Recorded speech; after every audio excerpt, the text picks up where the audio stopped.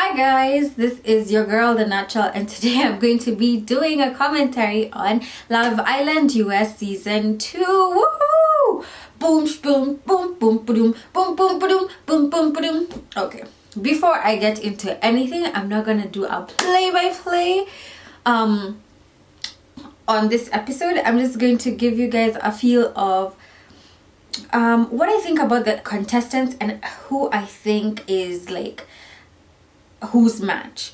Let me just say, this is the first time I'm doing Love Island US commentaries slash reviews, whatever you want to call them. I'm usually a Love Island UK fan, but then I think just because of the whole quarantine thing, they haven't really released. I don't know what the status of Love Island UK is, but guys, please, you need to drop something down for me, especially during the summer. So I didn't like Love Island US Season 1.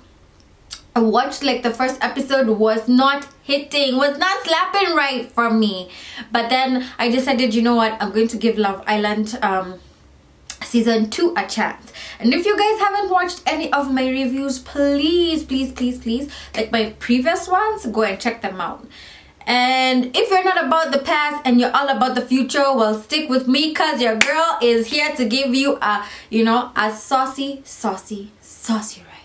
So stay with me. So let's get to it. Love Island Season 2. So the hostess with the mostest is Ariel Vandenberg, and I absolutely loved how she did the whole intro to the show. I was like, yes girl, get your Carrie out, yes girl, get your Lopez on.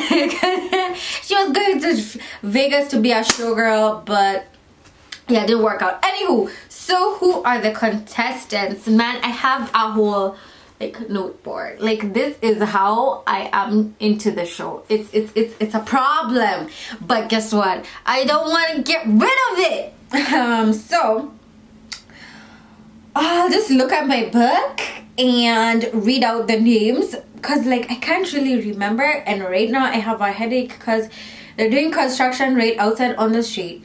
They are, I'm not going to get into it, but a girl has a headache is what I'm trying to say. So the girls are Caitlin, Moira, Justine, and Celie.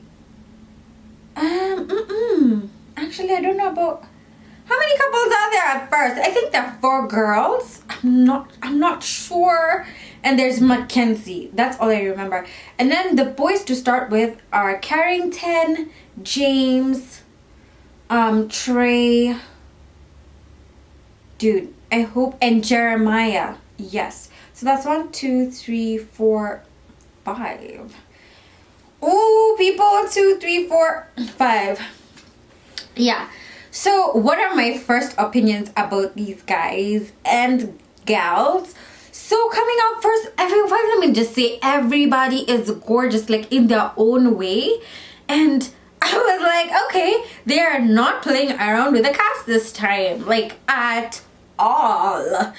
I was just like, I don't know if I were in this show, who I would choose. I would be so confused if I was in that villa.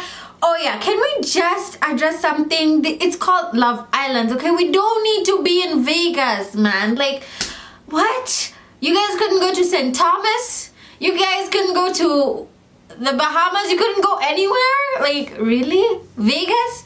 Of all places, you guys couldn't go to Florida? We need to see a beach, okay? We don't need to see any deserts, okay, guys? So out of the guys, everyone was handsome, like so, and also with the girls, all of them were beautiful. And I guess it comes down to you know that meme that goes like, with quarantine everybody's gonna have to get a personality.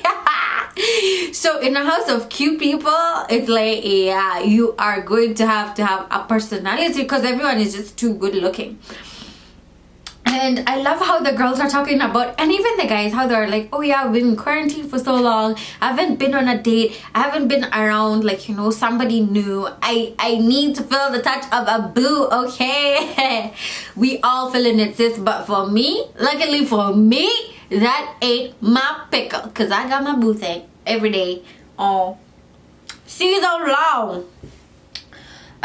Yes. So, the guys are all good looking. So are the girls. And I like the variety in the ages, because I don't want to be just like watching young people after young people after young people. Okay, I love love, but I love seeing love across different ages. Okay, I actually think there should be like a Love Island for 40-year-olds and 50-year-olds and 60-year-olds and 30-year-olds. Okay, maybe pushing it, but I think the people in the 20s, 30s, 40s be tripping. I'd like to see in their 50s and 60s and 70s, because you got to get real with, you know, with yourself. You have to get real with life and expectations. Okay, so if by now in 2020 you're still caught up on looks, like something ain't right, you need to get right with Jesus and yourself. Okay, so what did I think of the guys? For some of them I was like, I don't want to find you attractive, but I can't help but find you attractive. Like their personalities, like even the guys who I'm like, oh my gosh, these guys, like he's so cute, he seems like he's gonna be obnoxious. It's like once you get to hear them have conversations, you're just like, oh hot diggity, there goes the stereotype outside the window. I'm talking about you, Connor, man. I thought he was coming out with so much bravado and so much like arrogance. He know he cute, he know he's like, he knows he's financially successful, or rather he's working up to build up a financially successful portfolio for himself at just like 22 or is it 23. And I'm like, where were you in my lifetime? In high school. That's where he was, in high school, when I was in college. Moving on. Moving on, because we need to get serious. Like, so I've forgotten. Okay, so initially I was like, where is the chocolate? So the chocolate guys are Johnny, Jeremiah, and Trey. And by chocolate I mean like black guys, African people of African descent. So if you're about to get sensitive in the comment section, the same for you. Just move on. Don't even waste your time. Move on. The vanilla guys, and I don't want to call them vanilla, but there was James, who's like straight vanilla, and Connor. And then we have Samoka, okay, in my opinion, because it's called Carrington Rodriguez. Okay, he's a Rodriguez. You have to roll the R's in Spanish. Okay, so I like that lineup. I like that there's diversity, which there should be, because we're talking about the United States. Okay, the United People of America. And then the females that we have are Caitlin, Moira, Justine, Sally, and Mackenzie. Same thing here. There are few. There's one black chick, that's the Justine, and you know I'm rooting for Justine, cause you know I'm not that like shallow, and you will see as we go on. Anyways, then we have Sally. Sally is also another spicy Latina. Love it. And Mackenzie, Caitlin, and Moira are vanilla as well. They're white. And I'm just like, these are a group of girls that I'm like, yes, I would be friends with you. Yes, I would be friends with you. Yes, I would be friends with you. Yes, I'd be friends with you. Like, they're all different, but they're all so dope in their own ways. And the guys, I think the guys that I'd be friends with in real life maybe would be James and Jeremiah. Yes, James and Jeremiah. Straight out the gate, I thought Carrington and Trey and Johnny, I thought those guys were just player. Of the girls, the ones that I thought would be players be Caitlin. I thought Sally would be one. And I thought Mackenzie would be one. Because the intro, Mackenzie was like, oh yeah, every guy, okay, most guys that she's dated have happened to be millionaires. And I'm like, what aren't you telling us? And then she's like, oh, but at the time I didn't know they were millionaires. So I thought like, oh, she has a type, like she likes rich dudes. insert in my mind old, but we're in 2020, we can be millionaire millennials. Okay, so I had to slap myself and get that stereotype out the window. There are very stereotypes that I had to get out the window. Yeah, so those are my first opinions. Justine, I thought Justine had the body, Justine had the look, and I liked her vibe. Like, she's those people who are like completely different from me, like so outgoing, so bubbly, so spontaneous, and I'm like, yes, you're giving this show life, girl. You giving me life. Moira, actually, I think Moira, if I had to compare myself to anybody, it would be like Moira. See, she's so shy and not a wallflower, but she has this demeanor about her that's like, she's like a goody two shoes, but she's poquito loco, or is it poquito loca? Yes. And she's like totally boy crazy, and she's such an open book. That's something that I found so refreshing. And I completely love her honesty and how she's talking about how she's coming here for love, okay? She's ready to get booed up. I mean, all of them are, but Moira is so open about it. And then Caitlyn is one of those country mommies that are just like fire and then some fire. Fire. She's from the country. She's from a small town, don't remember where. But then she also looks like she's a firecracker. Like, she likes getting her hands dirty. Like, she looks like these chicks who aren't afraid of cleaning the sink, going up in the attic, doing a little construction work on the side, like she has summered as a drywaller or something like that. But then she will step up to the club looking like a snack, okay? She will go out on a date and make you want to go back to the 2000s and give Lara Croft a smack in the face, because Caitlyn is burning the whole house down. Sally is just like, in my opinion, if I wouldn't be friends with any girl, in reality, it would be Sally. Not because of her being a bad person, but just us not having things in common. It's kind of like, you know how you have like an older sister who is like cute, she's attractive, all the boys love her, she's like accomplished in her whole high school career or whatever, or college career, and as a younger sister, like, you're trying to catch up, trying to go through life, but then the spotlight is always on her. That's how I would describe Sally, that type of situation. And then like, you're the geeky nerdy sister, yeah, basically. But I'm a grown-ass woman and I'm fly as ever. Oh, sorry for the bad words again. Sorry, this is a strict, you know, we Christian up in this piece, and I'm trying to get my cussing. I don't cuss much, actually. I think like saying ass is cussing. So you know, I don't cuss. Yeah, so those are my initial impressions of the ladies, and they're very chatty, they're very open. Okay, so what do I think about the guys? All the guys basically are snacks. Some are snacks that I don't want to be snacks. Snacks that I don't want to be snacks are everybody. The people that I don't have a problem with being a snack is Jeremiah. I don't have a problem with him being a snack. I don't have a problem with Johnny being a snack. I don't have a problem with Carrington being a snack. The people that I was so annoyed at finding attractive is James, Connor, and Trey. Okay, Trey, him is just like those guys, like, you hear athlete, okay, you think immediately is gonna be attractive, immediately he's gonna be tall, dark, and handsome. Okay, he was dark and handsome, but he wasn't like tall. But like, again, I'm 5'5", I'm a shorty, so who am I to complain, hey? And I love wearing sneakers, so anywho, I'm spoken for, so it's not a problem of mine.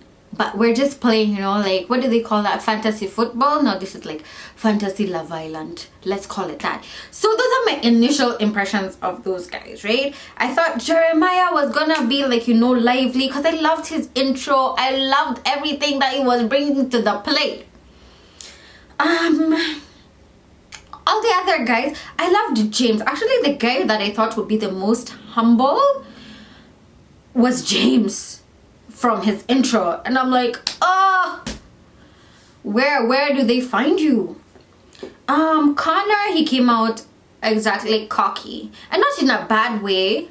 I've learned to differentiate like the different kinds of cocky guys. Then there's some guys who know that they're cute, they know that they're successful, and that's good on them. They're just telling their reality, right? They're not like making everybody feel like you know, they want to throw up because of like the obnoxiousness. So I found Connor cocky. Carrington, honestly, I just found him, no, sorry, I'm mixing them up. Sorry, guys. I found Carrington to be cocky. Connor, actually, he came out and I was like, oh, this is gonna be another another cocky guy. And he totally wasn't cocky.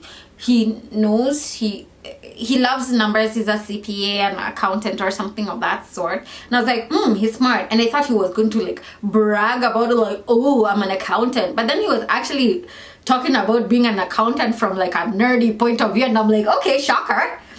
So Connor, not cocky. Connor, adorps. Trey, whatever. It was the same old like athlete, player intro that you think of. But then he's like dialing down on the arrogance and trying to be humble. But I still wasn't, you know, I wasn't smelling that coffee. Johnny, I think it's like, what you see is what you get. However he described himself is however he's gonna be. Yeah, I've talked about all the guys. So those are the ones that we're introduced to. Obviously, there'll be additions as we go along the season and the episode, but those are like our first. So there are 5 couples, and then a new guy comes in, and the new guy who comes in was Johnny. So as we go along, as the whole episode begins and everything, you start seeing like, oh yeah, I need to talk about who coupled up. So the people that coupled up was Carrington coupled up with, who did Carrington couple up with? He coupled up with Caitlin. I'm just gonna talk about what happened eventually and not the whole process, because ain't nobody got time for that. James coupled up with Moira. Connor coupled up with Mackenzie. Trey coupled up with Sally, and Jeremiah coupled up with Justine. So Jeremiah and Justine stepped forward for Jeremiah, but then Jeremiah ended up picking Sally, but then Sally ended up being stolen by Trey. So pretty much, and Moira actually ended up saying, I was hoping for an instant connection from James, but I didn't get that. But then that didn't phase him. He was like, yeah, I'm gonna pick you because I felt that instant connection. So Caitlin stepped forward for Carrington, and Connor actually is the one. Actually, Mackenzie stepped forward for Connor, and she's like, I'm not really into facial hair, but I like it on you.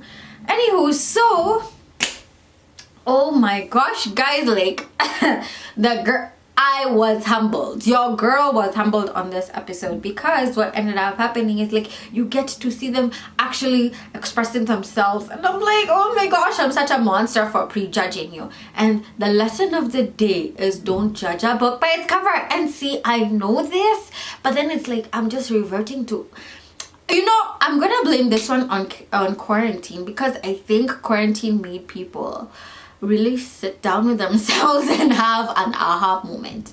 Like, we need to get serious with our personality. We need to bring it to the table. And they did.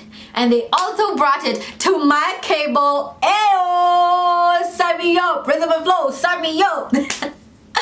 So, first stereotypes that went out the window. I thought, of course, like the social outgoing people, I thought there would be like rah rah rah all over the house, and that would be Justine and Jeremiah, but they weren't. I think it's because of how like the whole picking process went. So Jeremiah really is like a quiet guy, or rather he doesn't get enough airtime, so please give them enough airtime, okay? And then he wasn't really vibing with Justine, and I thought that they would vibe. Ugh. I thought Justine would be like, oh yeah, like, you know, the usual black stereotype, aka player, I'm all that in a bag of chips, I can have any guy that I want. But she wasn't. Chick is humble. And let me say, I read her bio. This chick is like from the DRC, right? So you know, and she escaped the Rwandan genocide. I can't even. So that was part of the reason why I was actually rooting for her, just because that is like close. She's East African, I'm East African, so I kind of want to see, I'm East African by way of Kenya, so I kind of want to see her unfold, or like her character develop. But this is not a TV show, this is a reality TV show, okay? I doubt they're gonna let that happen, because we all know the narratives that are pushed forward in the media regarding black people. So I hope that this doesn't happen this time. I hope ITV does a much better job in how it represents its castmates, specifically its black cast. Anywho, moving forward. But then Justine, as I was saying, she's a sensitive soul. Like, this chick wants love, you know, and she's not abrasive at all. She's so soft. Who would have thought it? So Sally actually is the only person, or I shouldn't really say is the only person, but out of the girls, Sally is the only person who remained in her stereotype. I found her to be like totes self-absorbed. That's all I'm gonna say. She's cute, but she's totally self-absorbed. Mackenzie, I thought she was gonna be self-absorbed as well, but actually this chick is deep. She talks about like wanting to spend time by herself, and you know, not really being someone who blended with other people, but then because of how she looks and how she carries herself physically, people like categorize her or treat her as a certain type of woman. And then that has always brought guys, it has drawn guys who had wrong motives, like guys who just wanted a trophy girl, but then when they found out what she was about, like, you know, dumped her. And I was like, damn Daniel, that's deep. And how she wants more. And then how Connor was like, I thought, like, as I said, I thought he'd be cocky and everything, but he wasn't. He was totally a nerd in a loving way, because lots of people are nerds on the inside and beautiful on the outside. And I hate that whole stereotype of nerds have to be less than attractive. And you can see he's struggling a bit with like self-esteem, and Mackenzie is trying to make him see himself as the world sees him, as beautiful inside and out. Totally adorbs. Trey, player. Him, he also stayed in the whole self-absorbed player stereotype. Johnny, I think he's gonna be the same, but I'm not gonna put him in a box. I'm waiting to see. Moira, I said she's just like this, like goofy, fun, loving, soft, maternal type person. Love her. So those are my first impressions of those guys as couples. I think like people who are doing a good job. Actually Carrington, I thought Carrington would be completely cocky, completely unrelatable, but then this guy has a heart. He's totally like into the girl that he's with, which is Caitlin. Obviously she's not feeling him the way he's feeling her, but I love that he's feeling vulnerable, and as much as he wants to explore, as much as he's feeling her, he's not suffocating her by being clingy and needy, but then he's still showing like, hey, I'm vulnerable, hey, yes, I'm jealous, I really am into you, and I don't want to see you, like, it hurts to see you with other guys, but everyone came here to get to know everybody, and I'm cool with you doing that. I'm like, whoa, maturity level is on another point. And I'm like, what else didn't I do? So Johnny, I'm going to keep my eye on him. I don't know what's going to happen. Obviously there are several like triangles forming. There's a triangle between Caitlyn, Carrington, and Johnny. Johnny is just like super into those two chicks. He's into Sally and Caitlyn, and Sally was with Trey. Actually, I shouldn't say I love triangles, it's I love square somewhere, because Trey kissed Caitlyn. So it's Caitlyn, Carrington, Trey, Johnny, that's the square, and the triangle is Sally, Johnny, and Trey. And yeah, those are my thoughts. Obviously, by the end of the episode, we know that Johnny had to choose. He had to steal a girl, and the person's girl that he stole was Trey's girl partner, Sally. So, and Sally wasn't mad about it. She was happy. She was just like, she loves guys fighting over her because of the same, like how she'll say, oh, I'm a cheerleader, and if you're an athlete, like, and this was a conversation she was having with Trey, where he was like, yeah, I was a football player. And then she's like, oh yeah, that seems like a totally like organic relationship. And you could see like their reasons for being together were completely like high school, to say the least. And then you can see Johnny's a bit more mature and he wants something more stable and meaningful. And then she is at a point in her life where I think she's now wanting to develop like a proper relationship, but doesn't know how. But like there's a guy who will come in and teach her, because she's like, oh yeah, I want to develop like a friendship, and that's something, a friendship first, and that's something that you, Johnny, have that I haven't developed with Trey. So anywho, thank you so much for taking the time to watch this little video of mine. Please leave down your thoughts in the comment section below. Let me know if you want to hear more. And if you don't, guess what? I'ma still do it. I'ma still do it. And hey, give this video a thumbs up if you liked it. If you didn't like it, please leave a thumbs down. And while you leave the thumbs down, to the left, for the next time. I have no problem with people disliking my videos, but then if this isn't your tea, man, go find something somewhere else, because you could be helping a brother or a sister. Okay. Wow, that was a whole lot to say in a little time. So thank you again, and namaste. I'ma see you guys on the next one. See ya.